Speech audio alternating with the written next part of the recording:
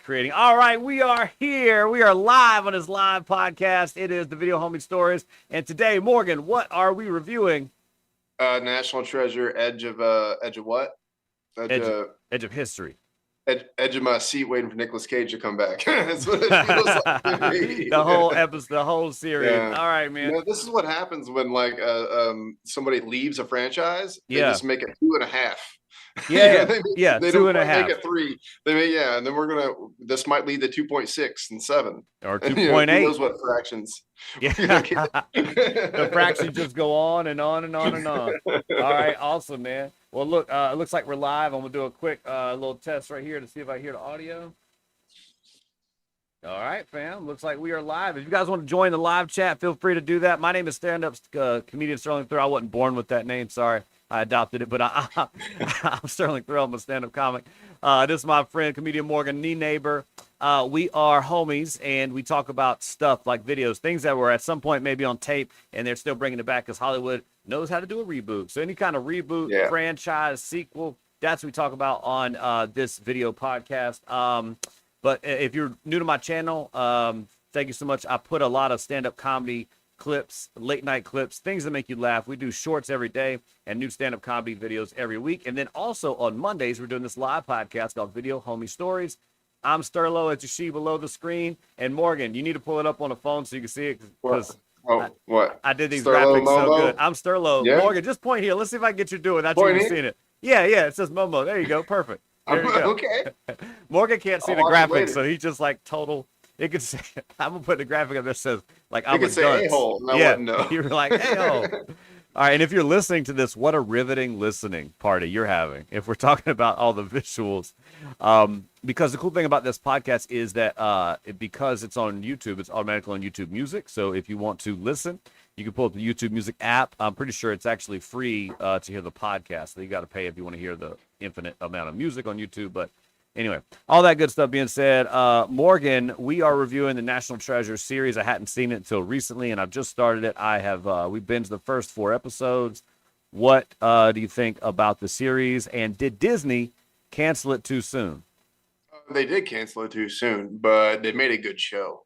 They definitely did. I liked the whole thing. It felt like National Treasure, which was pretty cool to me. It looked like National Treasure. It had a lot of the same practical type things that National Treasure did. What do you mean so I know what you're talking about? What practical? Like booby traps and stuff. They were very like Indiana Jones practical, like a thing would roll and a door would do this, and like that stuff that you used to see that over the past 10 to 15 years has been CG. Terrible. Actual practical effects. It's something, in the show. And it definitely made it look like the old movie to me. The news story connecting with some old characters from the show was awesome. Or from the original movies was awesome. I like seeing Harvey Keitel's character in there and all that good stuff. I don't know how far you got, that I can't spoil it. Yeah, don't spoil it for me. I even put spoilers on the thing, but if you did, it's all right. I won't tell my wife because we're kind of binging it together. Yeah. But, I don't know. The big one I will say is, I guess it is a spoiler for you, but Nicolas Cage, he doesn't come back for the series. That's not too much of a spoiler. I kind of got that vibe, but I was still impressed that the other homie he got a big role in the show or whatever. Exactly. So you saw that far. Then that's all you need to see. Yeah, Riley, the guy that plays the character they Riley. Brought back him too, so that's great. Harvey Keitel's character. Yeah.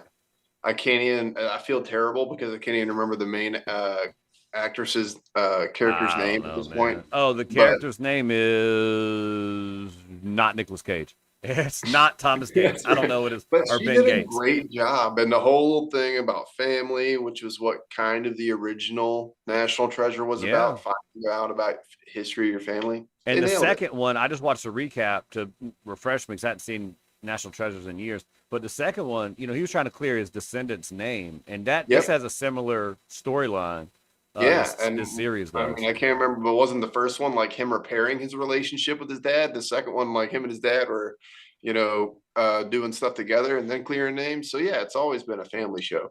Heck yeah, man! I am family series, whatever. Yeah, I think that too. I am let's see. I think I can finally that whole part of the first broadcast you're kind of discussing. I'm looking around. I have like 5 screens open. I'm trying to move stuff around so I can see it. Currently, I didn't see the chat, but luckily, no one's in the chat right now, so we're okay. But yeah, this is an interesting series. One thing I'd say about National Treasure, Edge of History, is that like a lot of these shows I like. Oh, can you hear that in the background? Can you hear anything in the background? No. All right, so if you're watching the broadcast, listening later, let us know if you hear something in the back. I've hit the game. What's that game catchphrase? The little thing. I hit it by accident. It's over on the thing right here, and it's just having that ticker. The timer's running down. Okay, there you go. Whoever's turn that was just lost. That ghost did not win that challenge. Let's see, man. Yeah, so this show is similar to, some of the Marvel shows, I guess, a little bit, but really it seems similar to like those. I really like that Superman and Lois show that's on CW, because it's a really good Superman story. But yeah, I never saw that one. Oh, dude, we should do a thing on that. But it's a really good Superman story, but it's like CW, so they have like the cheesy teen drama and all that stuff in there. And kind of like when we did the Power Rangers Lost episode, we talked about the new Power Rangers just came out. Like, there's something about this where for TV, they have to make things kind of cheesy with like love angles that are just, and that I noticed that about this show about They National don't Treasure. have to. They just do it. Yeah, they don't have to. Exactly. They really don't have to. It'd be great if they didn't. It's like all right, how do we take a 90-minute, maybe 2-hour film and stretch it along to 10 episodes? Oh, I know. We'll throw in some CW drama with lovers and stuff, and it's almost like it's like two things. Like one's cheesy, and one is not as cheesy. I guess it's like you're trying to get you're watching Lifetime with your girl, and you just find a compromise, and it's that show. Yes, that's 1,000% what it's like. Superman show is like that. Superman show is really compelling because it's like it's such a good Superman story, and really for TV, like really great graphics for TV. Sure. But then like it's such, my man's having family drama at the house. Like Clark Kent, Superman is like dealing with stuff, but dealing with family drama at the house. So in one way, it's kind of like, well, there's some realism there. But the other way, it's like, this is kind of, you're talking about who the teens are dating and stuff, and they're, didn't go to the dance and all that. So I'm like, bro, I don't know if you need to mix these worlds. But that's what this felt like too, man. It's always weird to me, or something I notice at least, when you have like a drama and like the utmost importance of whatever it is, whatever thing is happening. You got to get the Declaration of Independence back in the White House or whatever, you got to, get the Power Stone to save the world or something. But in the middle of it, you're like, Jenny doesn't like me, or, Did you see the episode of National Treasure where they go to Graceland? Yeah. That's episode 3 or 4, I think. Oh, so good. What do you like about that episode? The booby traps and like imagining that spoilers, by the way, spoilers. So many spoilers. If you're watching us, it's spoilers. We've warned you in the past ones. If you haven't, there's always going to be spoilers. We have a running gag, me and Morgan, where we figure out what the S in VHS stands for, because we're the video homie, and then something S. So video homie stories is what we landed on, but now it's video homie spoilers. Exactly. Video homie spoilers. All right, so what did you like about that Graceland episode? The fact that they had like a hidden room where Elvis had all of his stuff, and he was, an agent, and the hidden messages, and I mean, it was just really fun. I like kind of things that reimagine history in a light way. That kind of makes it more fun. It's like, oh man, we really didn't know. I'd be like, in 30 years, if they made a movie and they were like, Axl Rose was FBI this whole time, and you're like, the whole time, you're like, what? That's awesome. It's like, man. welcome to the jungle, FBI. That's awesome. Welcome to the jungle. I'm FBI. We got dude, my wife is so great at on the spot song parodies, and I'm always like, take a second. I'm like, we got guns and badges. I don't know. Welcome to the jungle. We have fun and games. We got guns and welcome to the FBI. We got guns and wigs. I don't know, man. I love how I totally took that joke and tanked it. I was like, you know what, this is too funny. Let's just stop. It's okay. You can stop it in the beginning part, and there's something there. There's something there. Exactly, man. Exactly. Yeah, man. So the Graceland episode. What I thought about the Graceland episode, man, it was like, it was cool, but also cheesy. I mean, that all that stuff, man. Like, So is National Treasure. yeah, It went under Mount Rushmore in number 2, I think. yeah, they did. It was number 2. It was all, yeah. That's kind of I'm the like, thing. okay, there's a bat cave under Mount Rushmore. I get it, but All that, yeah, all that stuff. That's really funny, man. But yeah, yeah. I guess all of it's kind of cheesy. We're just, they're just the point of it is to have fun. It's not, I guess, to think too realistically. But I do love it yeah, when if you, filmmakers most of the movies that we've reviewed so far, if you have to think, don't watch it. Don't watch like, if you need to think about it, don't watch it, bro. Yeah, that's really funny. That's a good thing to remember because, like, I noticed. I like it though when a when a filmmaker or when filmmakers try to do their best to help the audience suspend disbelief. That's something we've talked about before. I really I like love that. When it's that. like, oh, this is legitimate, or this is possible. Like in their brain, like, wait, could this happen? I love that kind For of sure. stuff. This show is not like that. This is not one of those like, could that happen? You're always like, yeah, that's stupid, but really fun stuff. Like the Graceland stuff is fun to watch.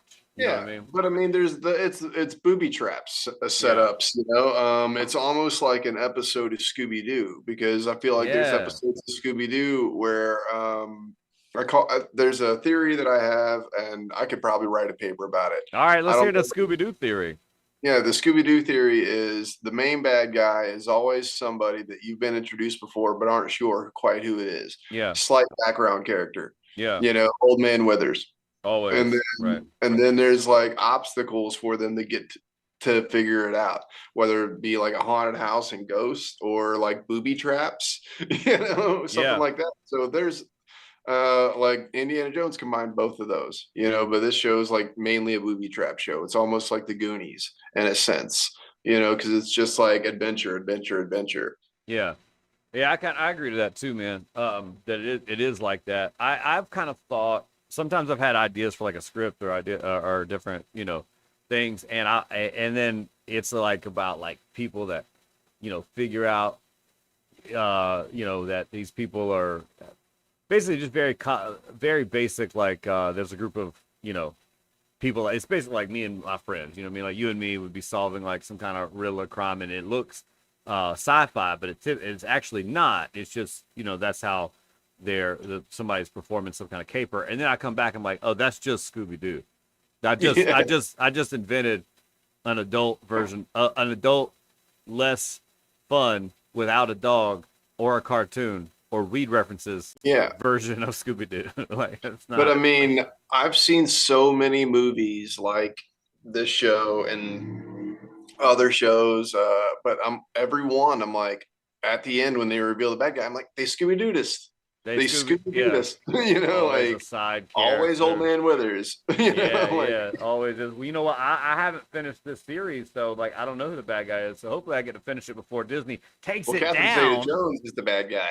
Well there you go. Charlie or whatever, and she's got the blonde hair. Billy. I knew it was one of those names. But you know what's funny about I was like watching, I was like, is that Catherine Zeta-Jones? Like I didn't know that she's also like she could have been, especially when the movies came out, she could have been like the star, like or one of the leads of the original movie. I mean, she was definitely bigger. She was up there at the time. Then, and now I still thought, I was like, that's kind of strange, for her. But I thought she nailed it. Yeah, I mean, she was definitely a creepy kind of. I mean, she played the part well. She had menacing, rich, driving. Yep. Did the job well. What's interesting is I noticed, I watched the first or second episode. There's a thing, remember spoilers all the time, video homie spoilers. One, there's a thing where they go to like in Baton Rouge, like a Navy ship that's there that, has a gift shop. They go to a gift shop to do a hostage exchange with Billy, the bad girl. And I remember like, that's kind of silly. That's kind of stupid. But then I watched a recap for National Treasure, and that's what they did in National Treasure. Also, like one of the movies they went to, it wasn't the same ship, but another thing like that, like another battleship somewhere to do some kind of exchange. And I'm like, oh, this is kind of like an ode to that. I didn't realize it like totally missed my mind. They had a lot of those moments. I just can't remember what they are. You Yeah. know, like I mean, the show was great. They did a great job. Was it as memorable as the movies? Not for me because I kind of halfway watched it while I was on my phone and on my couch. I wasn't Yeah. engaged in a movie Yeah. theater. Yeah. Um, you know, going to the movies is important if you want to enjoy a movie, people. I will advocate movie theaters forever. Yeah, me too, man. I love theater. It's the only way to really watch a movie and to get through it all and to understand, you know, everything, all the work that people put into it. It's really impressive. Um, Heck yeah, man. yeah, it's just fun too. It's a whole experience that takes you, it makes you, when you're in the theater, you're a part of the movie. When you're home, you're engaged in a movie, but you're not in the movie. It Yeah. has to be a really, really good movie for you to just not touch anything for 2 hours Yeah, that's the thing, man. or get Nowadays up and it's pee, yeah. you know, Yeah. Nowadays it's like that, man. You just don't have that you break that concentration yeah. Like back easier. when we were growing up, man, there was like one screen, at least one screen per room. I mean, like you either had one screen in your house or like you had a screen in a couple rooms in the house, but like, it wasn't like once you decided what went on that screen, typically, unless you were like watching commercials, you flip the commercials, like typically like that's what it was on. That's the thing you watched. And we Yeah, started getting laptops and iPads and phones and stuff. And now yeah. like nothing But has to keep your attention unless you oh, really engage yourself. I'll remember my family. We used to get HBO for free once a month. Yeah. You know, like during a year, because every year they'd give you HBO for free for once a month. You Yeah. know, like 1 month or whatever. And so we would record everything that we could Yeah. off of that on the blank VHS tapes. Heck And yeah. on top of that, if a really good movie was playing, you were stuck. You couldn't pause it. You know, you No, couldn't. yeah. It was just Home on. box office. It was home box office. You Yeah. know, HBO was HBO It back was then. on, bro. It wasn't like, It yeah. was like the theater. You couldn't get up and go pee. Yeah. I mean, you could, but you're gonna miss it. You got to get your brother to tell you what they said and Yeah, hope your brother's not messing with you. yeah. What happened? They went to space. What? The penguin killed Robin. What? And What? then Yeah. 10 minutes later, Robin shows back up. I thought he was dead. Yeah, he was not a good killer. He's not a good killer of people. All right. Well, let's see. How do I want to just? I am going to share our broadcast on another social platform. So if you will, Morgan, tell us something. Just keep talking about interesting things that are funny while I do something else. What you Well, I got? don't know. I'm trying to get attention from my cat right now. Get Or over that. here. Or that. Well, That's also important. she's meowing, and I can't. I don't know what her deal is. All right, we're doing a cat break, Some you love. guys. That's Cat right. break. Cat break. That's right. Let's What's see. funny? I don't know, but I know it's cute right now, and it's this cat.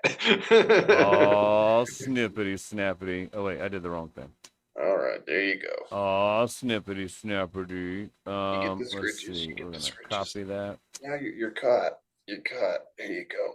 No, And there you go. come here. Let's see. Um, You get about 30 seconds of scritches, and then you gotta go.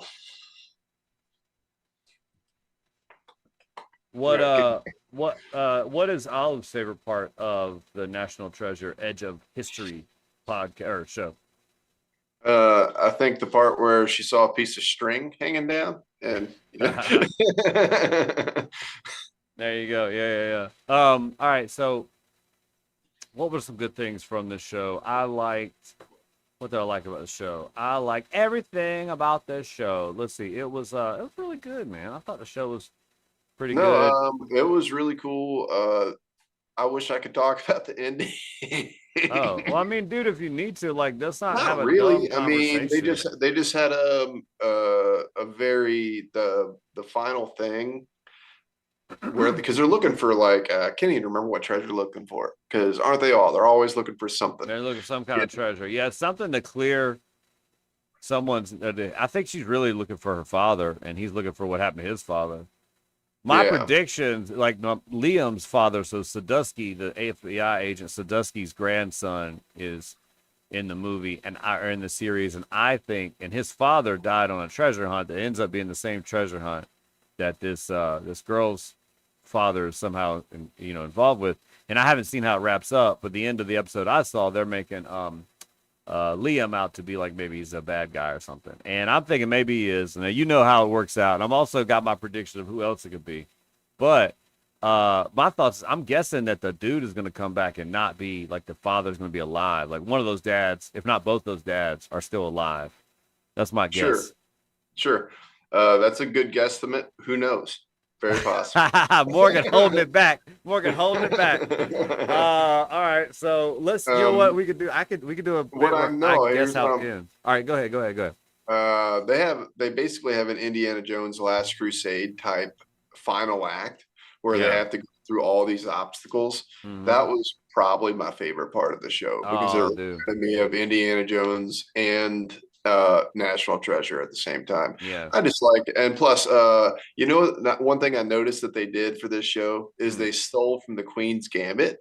They kind of gave her this autistic thing where she could solve puzzles and like it raises up. And you ever seen the Queen's Gambit? No, I know about it, but I never seen it. So basically, she'll take hallucinogenic drugs. She'll see chess pieces playing on the ceiling. Gotcha. And in this show, this girl just sees the puzzle and fixes the puzzle like in the air, just like on Queen's Gambit. I'm like, the Oh, Queen's Gambit. they just Queen's Gambit it without the hallucinogenics. Yeah, Hallucinogenics. they just made her autistic. Yeah, man. You know what's funny about that is I don't know. By the time I say, you know what's funny about that, I've forgotten the thing I was going to say that was funny.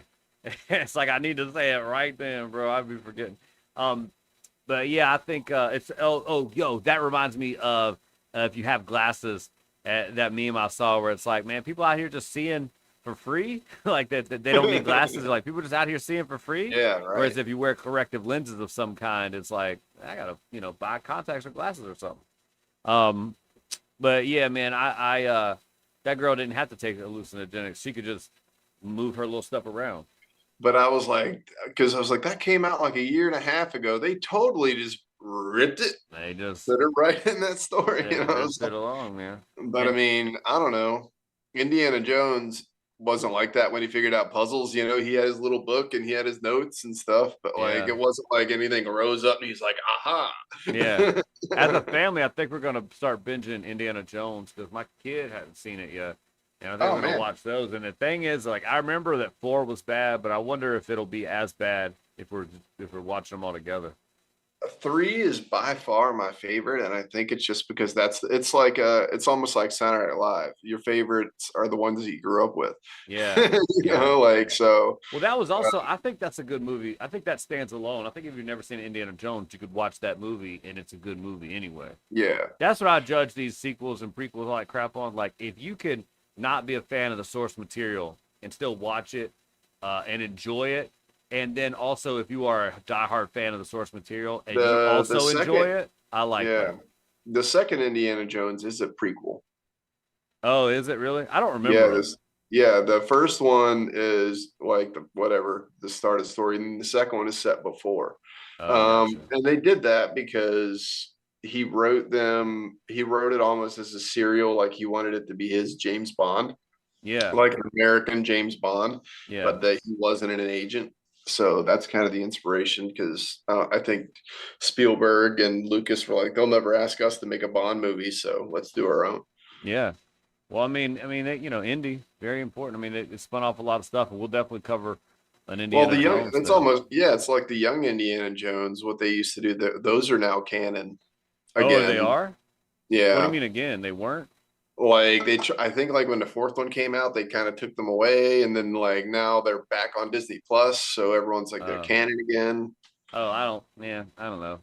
That may or may not be. I think I don't think anybody gives DC the credit for this, but one thing that DC did that I think a lot of these, properties are jumping on is DC took this comic book thing they called Crisis on Infinite Earths. They took this and they had all their CW shows. They had like the Arrow and Flash and Legend of Tomorrow, Supergirl. They had all these shows.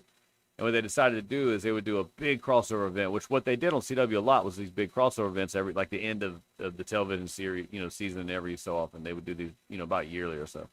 Well, this one year they did the Crisis on Infinite Earth, which is a very popular DC Comics thing. Yeah. And what DC did was they incorporated every kind that the show could do at the time. They incorporated every single like iteration of any DC property that they could. So like they had the Robin from the 1960s Batman and Robin.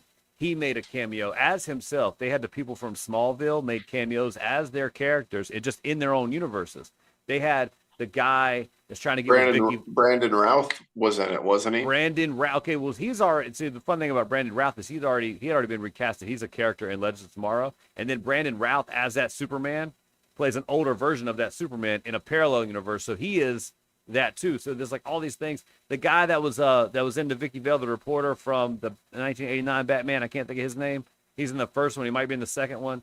Got curly hair. I think he was in more movies in the 80s and early 90s. Can't think of his hair, but he's in there. That's called World 89. Kevin Conroy, that passed away, that did the epic voice. He plays Batman in an alternate, different universe too. So what DC did was so cool, and a lot of these properties are doing it now, is they took everything that they've ever done, and with Crisis on Infinite Earths, they made each of those canon in their own universes. Yeah. So before it didn't make sense, like the 1989 Batman, well, that doesn't connect to like Christian Bale's Batman.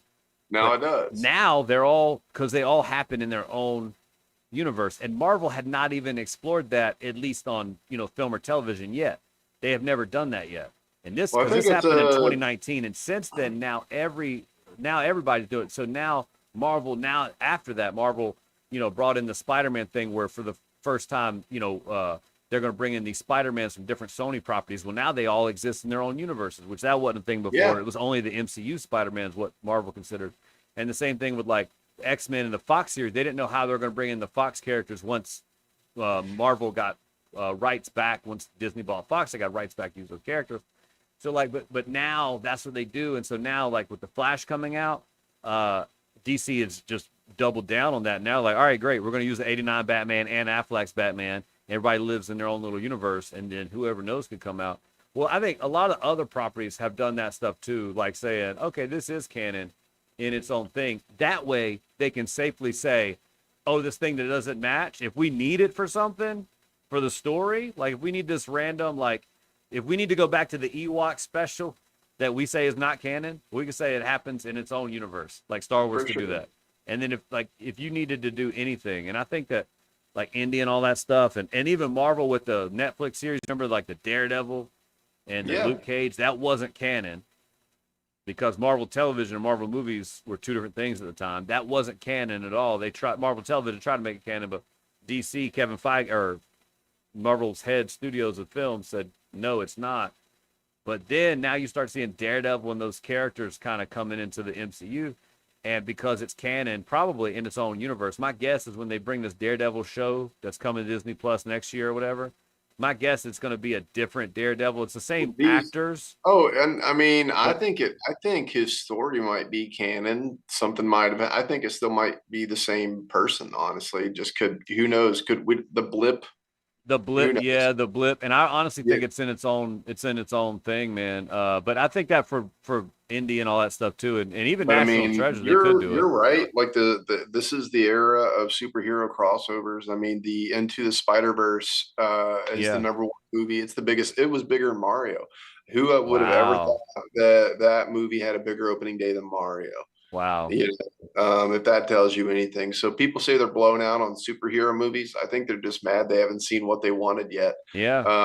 Because they're still seeing it. Like we enjoyed the heck out of Avengers Endgame and those movies because it crossed over so much stuff and did it very well. Yeah. We don't mind the standalone movies, but we're looking to dump the toy box out and have everybody play. That's a great way of saying that. Yeah, we just want to dump the toy. Yeah, exactly. Speaking about toy box, that Barbie movie trailer looked actually really good. Did you see the Barbie trailer?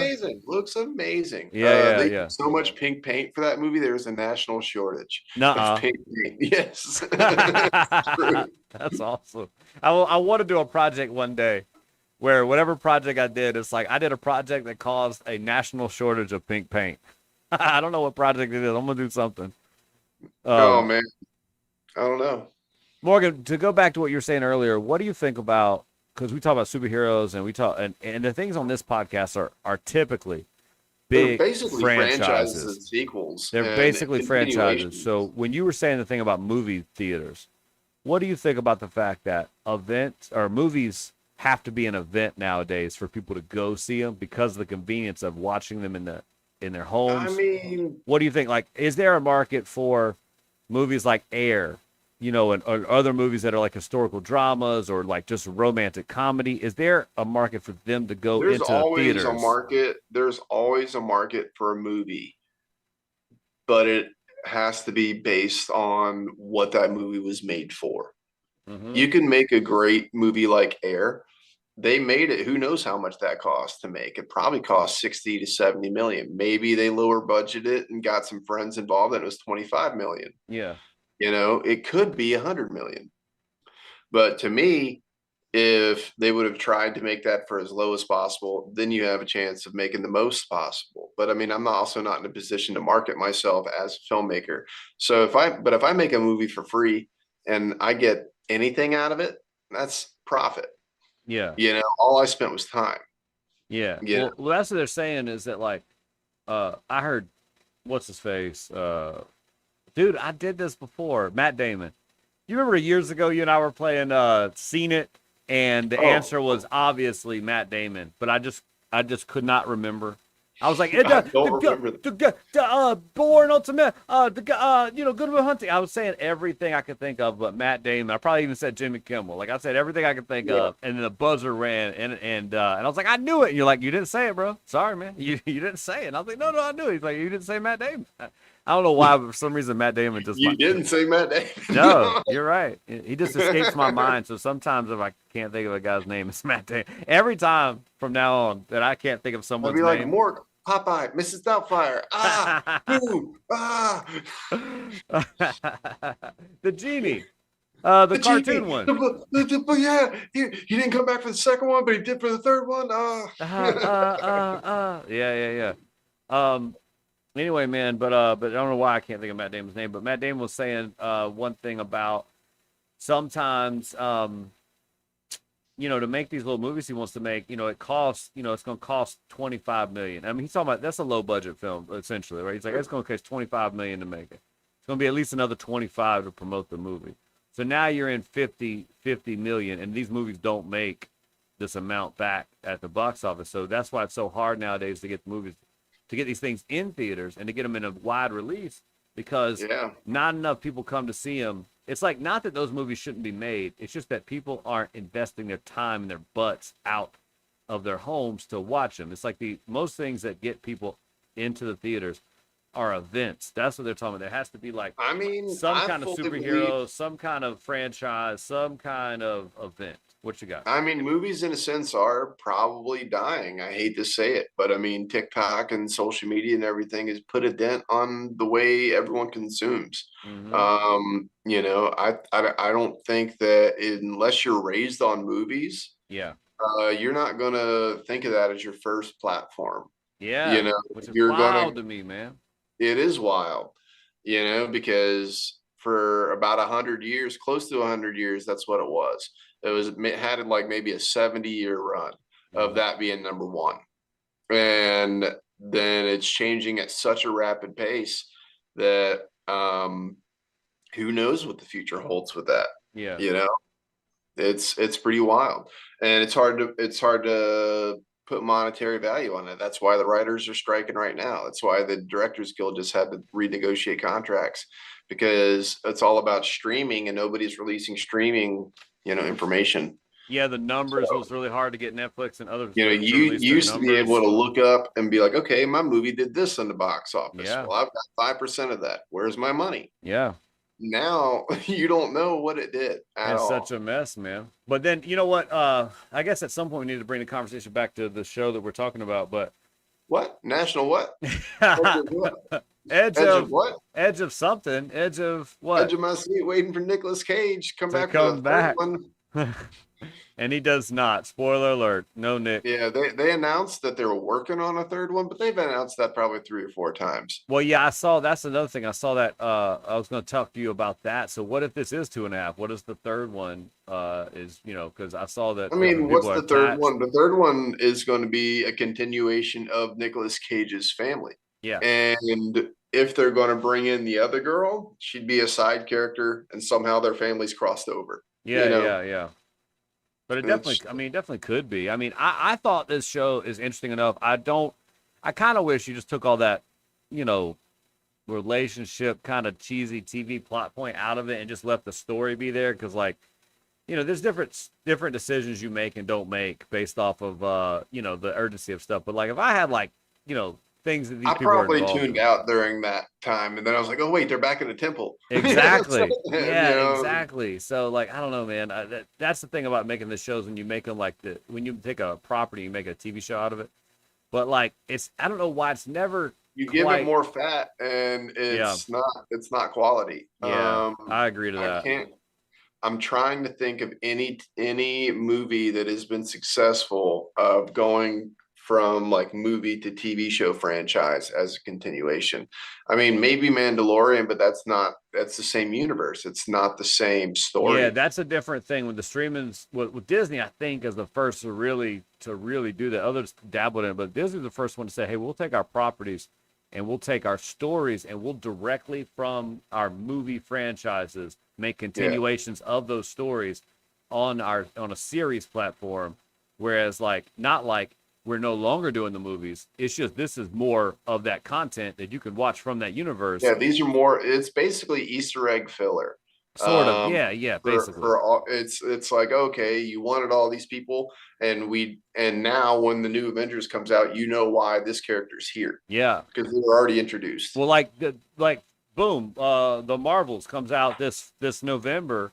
It looks Yeah, like a dope trailer, and two of the three main characters of that movie were introduced in TV series. You know, in Disney Plus TV yeah. series. And what they did is what they noticed. They did some stuff. They're going to put out less Disney Plus series content, and they think one thing I heard a while back, and they might have changed it again, is that Disney or Marvel may start doing more of those one-offs, like the specials, like the Which is, it's terrible. I love the Disney content yeah, because they're supposed to be doing a continuation of Honey, I Shrunk the Kids called Shrunk, yeah, and Rick Moranis is supposed to come back, and Josh Gad was supposed to play his son. heck yeah. Was it That going to be is a no, series or a yeah, movie? and series, and Joe Dante, the original director of the first one, is Yeah. coming back. Um, yeah, and I think that is on pause, Ah, man. and because it was supposed to get filmed before COVID, Yeah.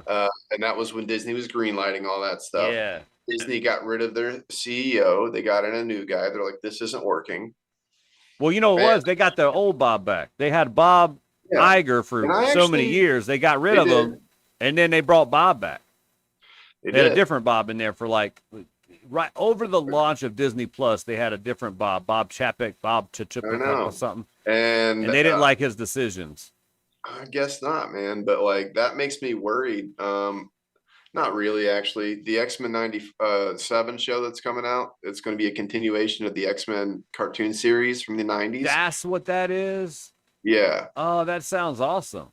Yeah. So they did that with, like, I think they even hired the original animation studio or something like that, maybe. Wow, But it's the original animation style. A lot of main actors coming back for it. I that's mean, awesome. that's the way of doing it right, but I don't know. Like, I like the Mighty Ducks show. I like the National Treasure show. I think there's enough fan filler from those movies to definitely create those shows. And I think Disney axing them is definitely a mistake, but Yeah. not as big of a mistake as their Battlefront hotel that they spent $250 million on and had to close down because nobody was going there. What's the Battlefront Hotel? The It was was a it a Star Star Wars Wars? hotel, Oh this wow, themed yeah. hotel that was like $500 a night. That they're like, yeah, okay, we spent $500 million on this, or however much money we threw at it, and it's closed down. Well, why don't It's they a just tax lower the write-off. prices or something? It's because they want to get it as a tax write-off. Yeah. Hmm. It wasn't successful because they made The Last Jedi Yeah, and, like, yeah, yeah. and The Rise of Skywalker. Dude, we can get in. We can start diving into those things too. I have different opinions on Star Wars, and a lot of There's folks. a there's a video that somebody made about Star Wars that's talking about how they're all named the wrong movies, and Yeah, it I was saw that. Yeah, I saw that. They were like, "Nope, this is the Revenge of the Sith." Because this is yeah, what's this movie about? This should be the Rise of Skywalker. You know, whatever. yeah. Yeah, yeah, yeah, yeah. I thought I I thought that thought was that pretty too. good. I thought it was pretty good too. There's so many Star Wars fan theories and things that keep you going. And I think I might have referenced this once, but Freddie Prinze Jr. voiced some on the Attack of the Clones or something like that. Or the cartoon. What was the cartoon? Is the cartoon Attack of the, what's the cartoon called? Clone Wars. Clone Wars. Yeah, yeah, yeah. think Freddie Prinze Jr. Did some stuff on that, and he said he talked to George Lucas, and there's this clip. Just look up Freddie Prinze Jr. The Force or whatever, you can see it, and he's on a podcast something, and he's just ranting about Star Wars fans and just about how they're wrong, and he's like, I heard this is directly from George Lucas. Here's the thing, and what he said made so much sense to me. Because I kind of came to Star Wars kind of later because like it was always sort of interesting to me, but not super interesting to me. And I could never sit down through that first Star Wars, which is now episode 4. I could never sit down through it all. Like they'd get into the desert, the robots. That was one of my 3 movies I had to watch when I was a kid. Oh, yeah? So like I had to learn to love that movie. Yeah, I was like, this is old. Yeah. But why is it good? Yeah. But it, and then, when people complain about the newer one, they're like, oh, the Jar Jar Binks and all that crap. And then you look back and, that's just the Ewok. You know what I mean? Like these movies are made for kids, and the Force is always about balancing itself. And so when one thing happens, the other thing happens here. And it's kind of like, and that's kind of what the stories are. But when you grew up with it, you want it to be for you now. But the stories aren't always for you now. The stories are for kids. That's kind of like the idea.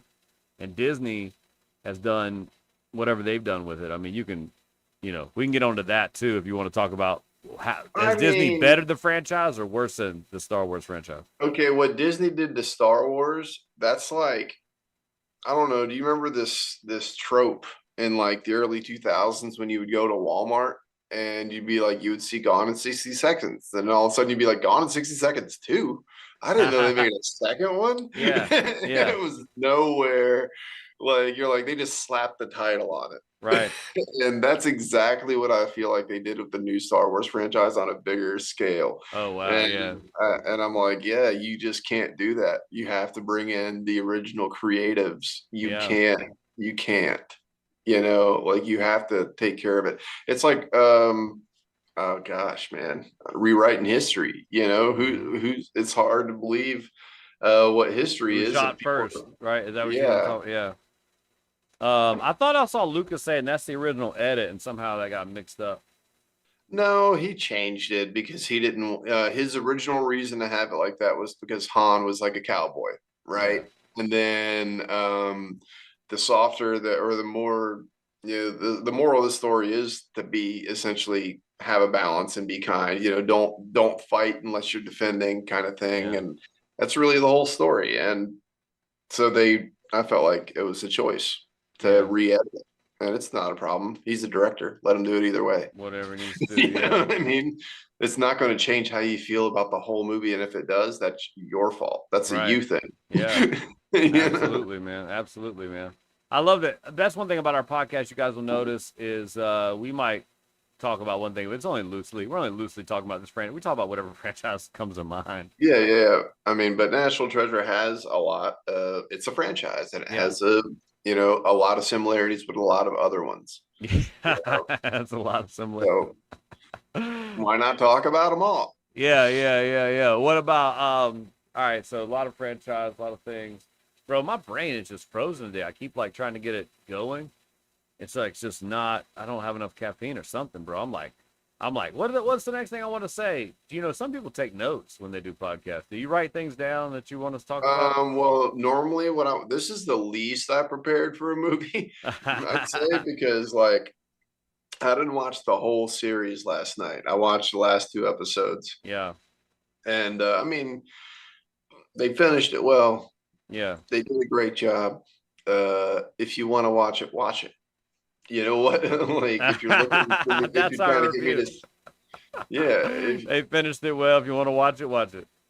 Like I'm not gonna. If you're watching this, you might as well watch that. There you go. Hey, man. You know what? Morgan with the slogans, baby. Morgan with the advertising and marketing dollars. Hollywood, save your money, bro. Morgan got you. If you're watching this. All right, man. So National Treasure, they're a lot of fun. One thing I want to talk about the franchises in general.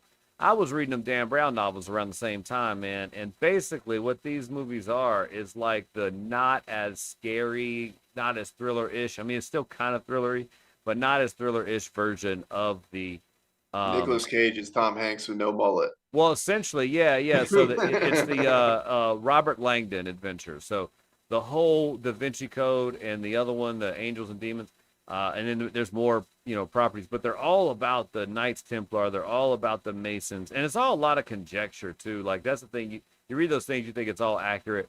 It's pseudo historical, and because the author's writing it for the purpose of a good story. The author's not trying to give you history. You know what I mean? And so everything is like, some people read that and like, oh, this is the truth. I mean, it's a story.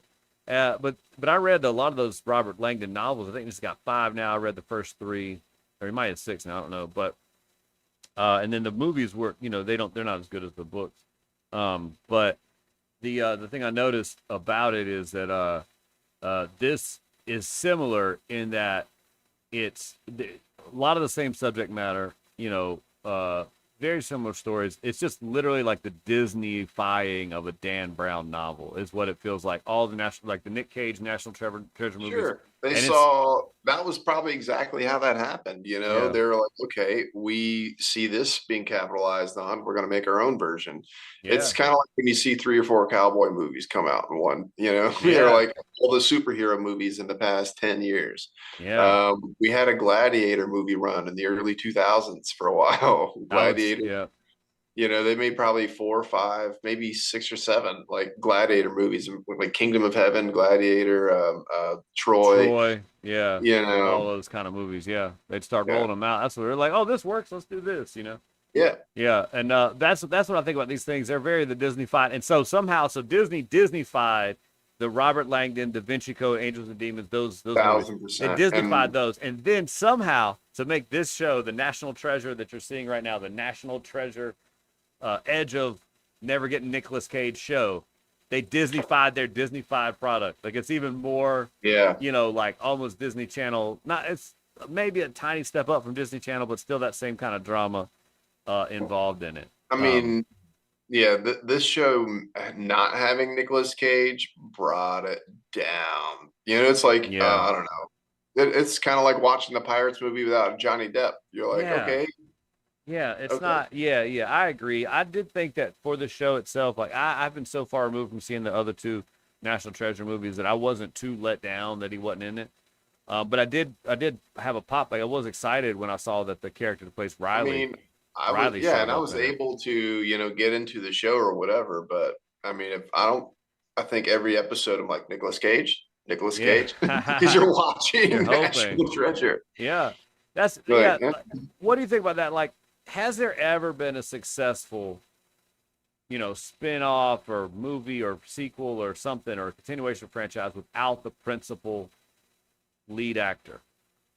I mean, successful or even really good. I would say Kronk's New Groove. My argument with that would be maybe Kronk's New Groove. It didn't really have David Spade in it, but that was a good movie. The Bad News Bears series in the 70s, right? Then they made 4 of them. I think the Bad News Bears went to Japan in one movie. Walter Matthau franchise. Yeah, they made like 6 or 7 Planet of the Apes movies in the 70s. Mm-hmm. And the continuation we're doing now is kind of like a smarter version of those movies, which is also really cool. Yeah. What other movies did they do sequels to? Yeah, but those Planet of the Apes, Porky's, I mean, if you will, Meatballs, like, what is it? Porky's, Meatballs. Yeah, but I think Friends of the Nerds. But those kind of things maybe not Friends and Nerds, but a lot of those, the commonality I'm seeing in those ones you're mentioning is that like Planet of the Apes, like the ape humanoids, they're kind of that's like the main draw. And so whatever actor you have in there, isn't, I think it's, that's the main draw. You know what I mean? But like they continue what they would do is like in one sequel, they'd be like, all right, this actor didn't come back. So we'll write it that he died and there's a war and now it's with new people. Yeah. So it is like a sequel continuation that would just different people would leave. You're right. It is, but I'm saying from the standpoint of the audience, trying to get the audience to go to the film or support the film or to pay it or watch it or whatever. For them, I think the star is the apes, the alien apes. That's kind of the thing they're trying. Like with the any kind of like Transformers, like the star isn't like they, Shia LaBeouf or Mark Wahlberg. The star is Megatron. Bumblebee. Yeah, you know what I mean? Like that's the star of it. And I think but I wonder about franchises like when you take like a Will Smith and if he's in your franchise, like, and then you try to make it without Will Smith, like Men in Black 4, Independence Day 2. Like you Well, you can't do these movies without. That's the one thing I start. don't like I know that everything changes and everything evolves and everything, but if you make a movie, I feel like it is your job and duty to kind of continue that story as close as you can to the image of the first one. Yeah, You I know, totally because agree. by the time we got to Men in Black 3, I'm like, this isn't Men in Black, No, I hated Men in Black 3. you know, and I was like, it's not bad, but it's not Men in Black, Yep, I you would say know. the same. Yeah, I would argue. There's no argument here. I definitely 1,000% agree with that. You know, and I just think that everyone as a filmmaker, they do want to, advance themselves and become smarter and learn all the technology that's available. But at the same time, if it's not there yet, don't use it. You know, I would rather hire five puppeteers that can go feed their family than one CGI guy that's doing a halfway terrible job. You know, like I'm with you too, just man. Practical looks so much better. I mean, we still haven't got to the place where CGI typically, unless it's an entirely CGI film, but CGI, in real world scenarios, still typically doesn't look uh one of the good. funniest jokes in the Chip and Dale movies. They're talking about Seth Rogen's character, and he's like, "What? I'm looking right at you," and he's like, "No, dude." He's like, "You're looking straight ahead," and he's like, "No, I'm not." And he's like, "Oh, he's got those dead eyes from the early 2000s where they just go straight ahead." You Oh, that's know? awesome. Yeah, the sound. I watched the trailer for that. I watched 2 episodes of the old one to refresh me. And I watched the trailer, and we didn't watch the new movie, but I definitely want to watch that and do an episode of this Yeah, podcast on the new Chip we'll and we'll Dale do movie. one. But I We saw in the will. trailer on the Chip and Dale thing, it's talking about, oh, I got the CGI surgery, and I was like, that's Yeah, awesome. So like that's something too about CGI is like I think that CGI still has a place in filmmaking. I think there's some things that you can do CGI that looks good that you can't, like a plane and a dark storm. It looks decent enough. You yeah, know, like there's a lot of that stuff, right? you don't need to do anything crazy for that. I get it. Sometimes But if with you're going to eyeballs, recreate, like you can make like just the eyeballs. Like if you have a practical set, a practical monster or whatever, a practical whatever, but like an actual suit, a costume person. Sometimes the eye itself, not the eyelid, but the eye itself, you can't quite tell when it's CGI. yeah, Sometimes, like things like that's that, true. where it's like you They're can even getting mix better with them. them. They're getting better with it, but at the same time, like it's still pretty odd to me. Like even the de-aging, I like The Irishman with Martin Scorsese, but they made Robert De Niro look like he's 50 years old, and it just didn't look quite right. I Yeah, felt like it was Robert De Niro if he was a Grand Theft Auto character. I And, haven't seen it, but I heard it was good. I hadn't seen the movie yet, but I need to check that out. like I just felt like it kind of had like an image of like the way he was moving and stuff. I was like, this is kind of weird. Yeah, I think it has to be one of those things where the de aging. I think it's okay for the cut scenes and You're supposed flashbacks. to. I mean, I don't mind it if it works for the story, Yeah, but now everybody's doing it. One thing I like that they did with the Indiana Jones, apparently how they de-aged him is they just used dailies from the first few films that of scenes that weren't used, yeah, and then they like ripped his face from that and put it on there and created new scenes around it. yeah. I mean, at You least know, yeah, exactly. You're doing so some like kind of deep that's a fake or little bit something. different. It's I don't know. At this, go ahead. What a lot of this de-aging looks like when you try to play a video game and you're creating a character to look like yourself. Yeah, You're like, oh, okay, it's that's close. close. I see. At the same time, so like I was saying, de aging. When you de age for a whole movie, I'm like that's a lot. But for a cutscene or a flashback, I think it's okay. It's like, all right, we get it. You're trying to make the actor look like, that they used to look. I get it, like if they Yeah. were younger. So I get it. But for instance, we watched on Apple that Jennifer Garner show, The Last Thing He Told Me. Have you seen that yet? Uh-uh. All right. So there's a character in there that plays a current version of themselves, and he's a middle-aged man. I mean, you might recognize the actor. I don't recognize him, but he plays like a middle-aged man. And for this this arc in the show, they're doing flashbacks back to when he was in his early 20s. Heard. And it's the same actor, and they don't do any de-aging. They just do makeup. And he just looks like a 50-year-old man when he's paying 20. When he's supposed to be 20. I'm like, bro, that's nothing about No, that guy makeup is the looks. way to go. That's what I mean. No, Like but I'm makeup saying, artists. I'm Yeah. saying no. I'm saying like they didn't do de-aging. They just did makeup. And the guy that's supposed to look 20 in his flashbacks, he looks 50. Oh, And in real life, in the rest of the film, he looks like he's 55. And all they did now is he looks 50. I'm like, bro, you can't play a yeah, 20-year-old if you look 50. Like, I don't know why they didn't get another yeah, actor. That's enough years. But that's anyway, true. so it's Or just just get Paul Rudd. You know? Paul Rudd can do both characters, baby. Of course. That's awesome, man. Heck yeah, man. Heck yeah. So I mean, like the de aging, I get it, but at the same, like, so I argue both points. You know that about me anyway, Morgan. I tend to argue both points. Yeah, we don't need it, but at the same time, when you don't use it, it looks bad too. Like, so just Yeah. And I mean, it's whatever. I mean, I just know that if I was ever doing anything, I would feel so much better if I was putting people to work, yeah, that wanted to work and yeah. they wanted to build something rather than seeing computer screens going, no, I need more shadow here, more this here. I mean, there's everything in this world is you need a balance, right? Like you Yeah. can't have too much.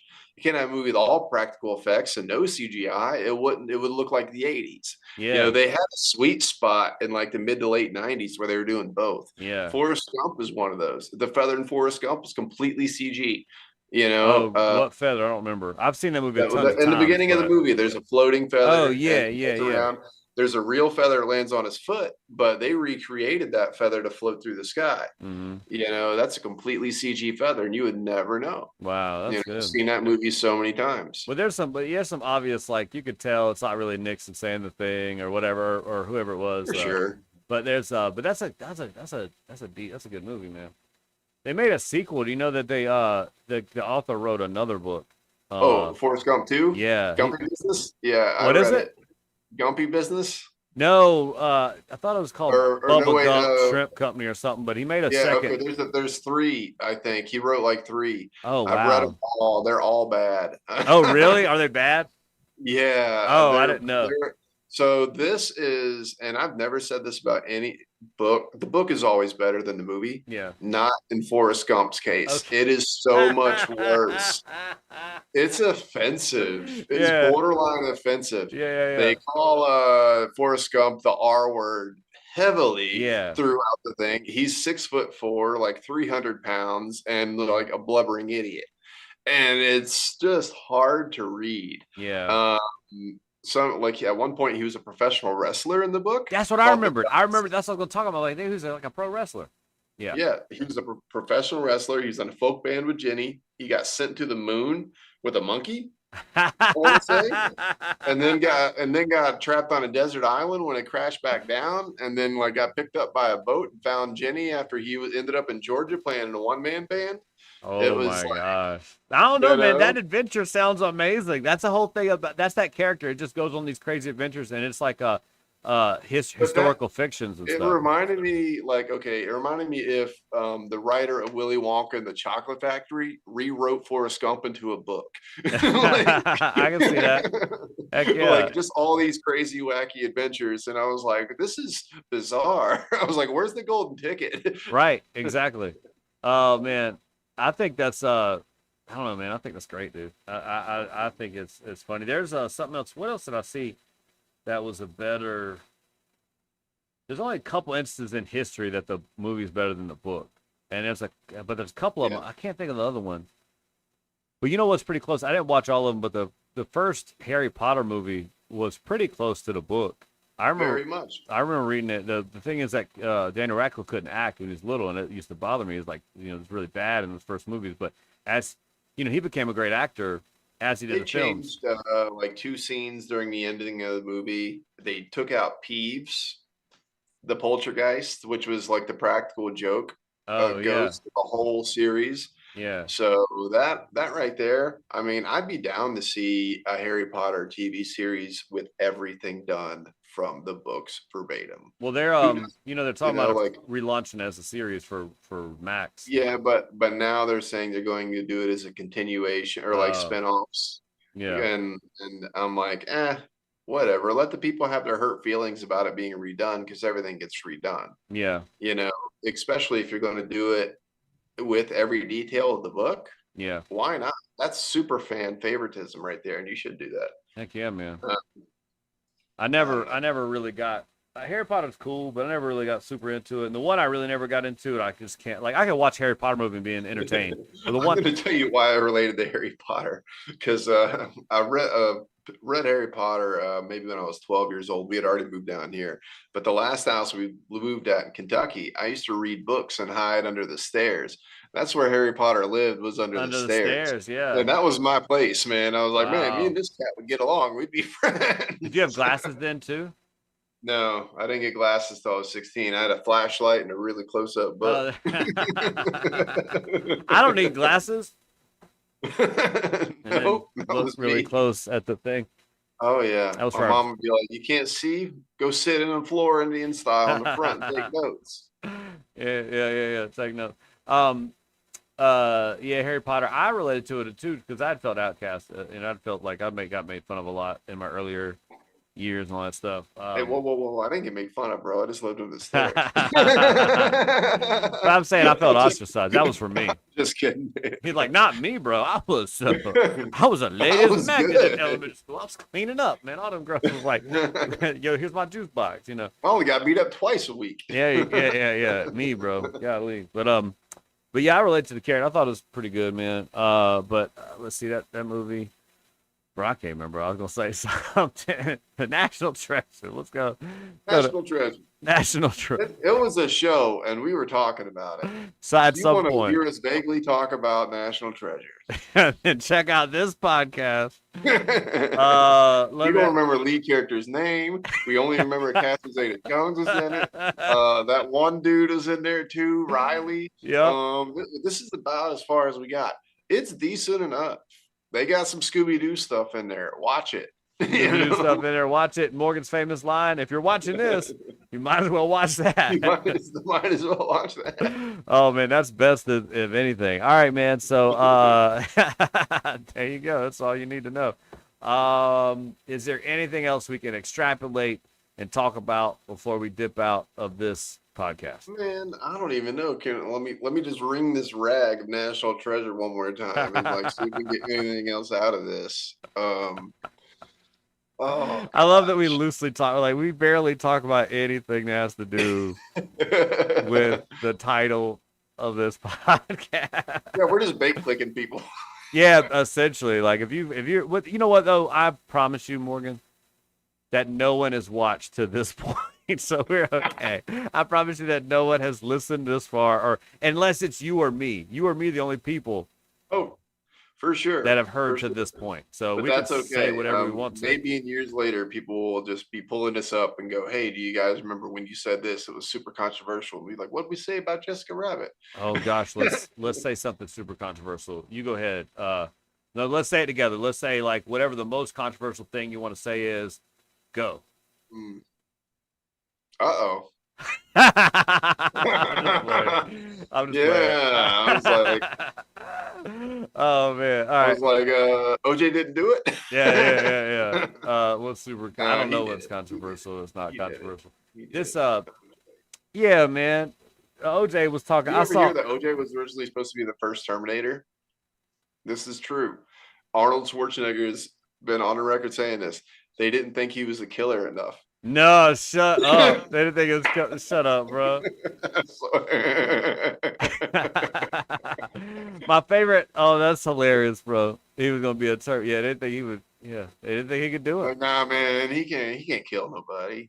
Little did they know the main protagonist was gonna be a white woman. Like OJ would have killed that part. He'd have been incredible for trying to kill a white woman the whole time. And have you seen? Okay, so OJ makes like tweets and TikToks. Yeah, he makes a lot of videos. Yeah, it's bad, bro. It's dude. He came out after in 2020 and was like he had watched the Tiger King. And he's like Carol Baskins. Now she did it, and I'm like, bro, who are you to say? The juice has a screw loose. Yeah. I want somebody to have just tuned in right now. The juice is screw loose, and they're like, "What does this have to do with National Treasure?" Oh, you know what? That's our controversial ending. O.J. Simpson, our national treasure. No,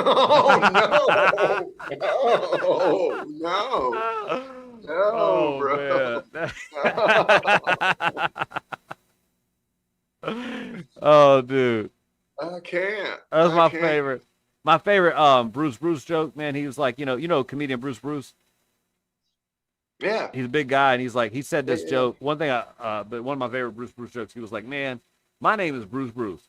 It's not Big Bruce. It's not Fat Bruce. It's just Bruce. If y'all don't start calling me by my real name, I'm gonna start calling y'all by what I see. So don't call me like Bruce. Don't call me Fat Bruce or anything like that. It's just Bruce.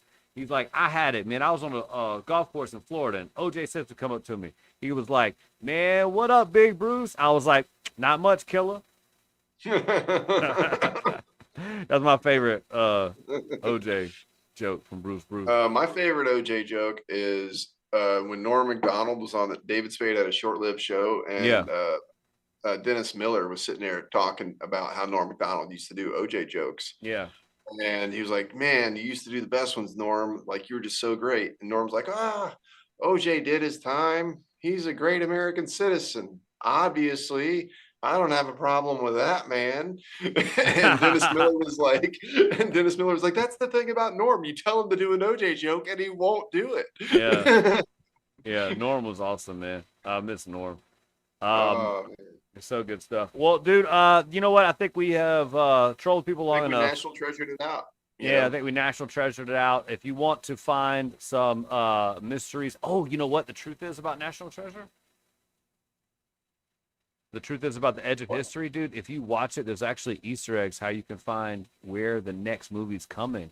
If you look at it and watch it back and then take that footage to the Washington Monument and then take it to the Hard Rock in Pensacola, Florida, underneath the stairs, you'll see Morgan reading a book. Now that he's got glasses, he doesn't need a flashlight anymore. All right, that's all I got. I don't know, man. Morgan, what's our tagline? Noah, we gotta rate this. How many VHS tapes is this show? Bro, how many VHS tapes is National Treasure Edge of History? 3 out of 5. 3 out of 5. Yeah, I like it. I agree with that. It's about 3 out of 5. If it had Nicolas Cage, it'd be a 4.5. Ooh, 4.5. I'm gonna give this series 3 tapes and a treasure map to the bathroom because I gotta go do it right now. So that's what I'm gonna give this one. All right, man. Well, look, here's mine. Rewind. Mine is no more late fees. Be kind, rewind. All right, you guys. We will see you guys later. And I always am like, where's the button? Because I'm an adult male that knows how technology works, and we're out. Please like, subscribe if you watch this far. Like, congratulations, we're one of the 2 people. High five for you. You're a special human being. And a blessing is coming your way. We were going to talk anyway, so thanks for listening. Exactly. Yeah, it's going to happen anyway. On this channel, you can find funny stuff, man. Like, subscribe, and ring the bell so you never miss funny content. New shorts every day, new stand-up and or late night every week. Give it up for my friend Morgan, everybody. Give it up for me, Morgan Nienaber. Every now and then, your thing comes up and says Gregory. People are like, who's that? Right? Who is it? I don't know. I can probably change it. Yeah, I don't know. And I'm Sterling. Thank you, guys. See